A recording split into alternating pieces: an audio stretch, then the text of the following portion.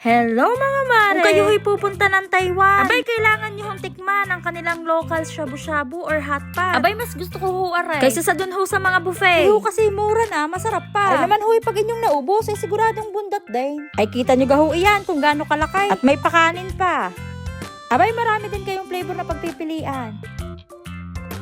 So ari nga pala ho yung mga sauce. At kahit hindi ko nga ho alam ang mga sauce na aray, akin na hong nilagay. Ay di bahala na ho maya.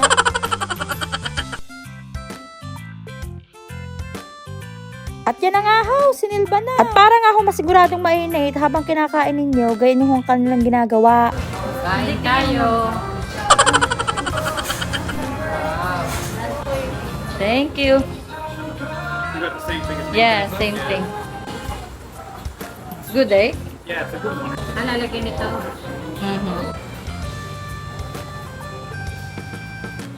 Ito, ang sarap-sarap niya, Mari.